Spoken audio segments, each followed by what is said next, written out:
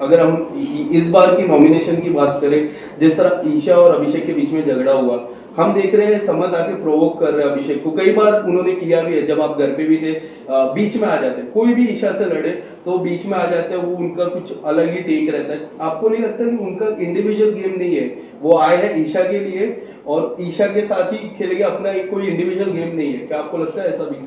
आप उस इंसान से वो सवाल पूछ रहे हो जिसने यही सेम चीज़ पॉइंट आउट की नॉमिनेशन में। राइट। वो मेंढक वाला जो नॉमिनेशन था जिसमें गिल्ट फ्री नॉमिनेशंस थे, उसमें यही चीज़ मैं 3 बार गया था और मैंने ये चीज़ पॉइंट आउट की थी कि आपकी इंडिविजुअल गेम दिख नहीं रही है। बिकॉज प्रॉब्लम वॉज जब आप आए तो आप किसी एक वजह से आए थे, आप ईशा के वजह से आए थे, which is very respectable thing कि अपनी गर्लफ्रेंड की इज्जत बचाने के लिए वो आया था और अपनी गर्लफ्रेंड को बचाने के लिए आया था, जिसमें जिस तरह से उसको लग रहा था कि उसका और अभिषेक का जिस तरह से चल रहा था, he came in and gave the clarity कि this is what the reality is, मैं इसका बॉयफ्रेंड हूँ, ये मेरी गर्लफ्रेंड है, विच आई ऑलवेज रिस्पेक्ट। और मैंने आज भी मैंने बोलता हूँ और मैंने तभी भी बोला था शो में, it's a very noble thing that you done.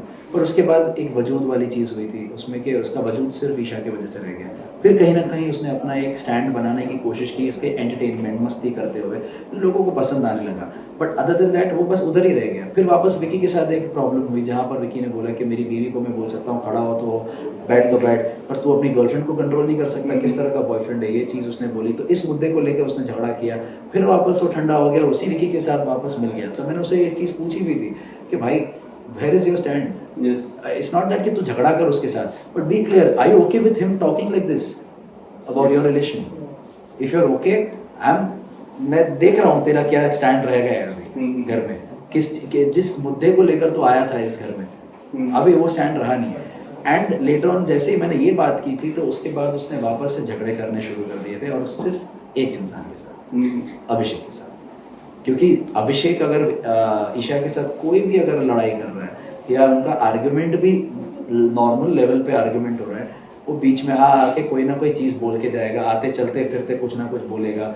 इस हद तक अभी उसका प्रोवोकेशन जा चुका है जहाँ तक उसको अभी ना they are pushing him to the corner right now, Abhishek को जानबूझ के, ताकि वो ऐसी कोई हरकत करे ताकि वो ऑन रूल फॉर्मेट वो बाहर निकल हो जाए, बाहर चला जाए। But I feel this is very wrong. जिस तरह से किसी को इतना मेंटली टॉर्चर कर दो, इतना उसको वो कर दो कि वो इंसान इस तरह से रिएक्ट करे, आप जानबूझ के रिएक्शन लाना चाह रहे हो। और मैं अभिषेक को यही समझाता था कि डोंट रिएक्ट। नील, एक वाक्य हुआ था जब आप उस कमरे में मौजूद नहीं थे, जो बाहर काफी चर्चा हुई उसके बारे में, जो स्लैप था विकी का और अंकिता का, आप नहीं पता चला इसका, आपको बाद में पता चला, काफी सारी बातें हुई।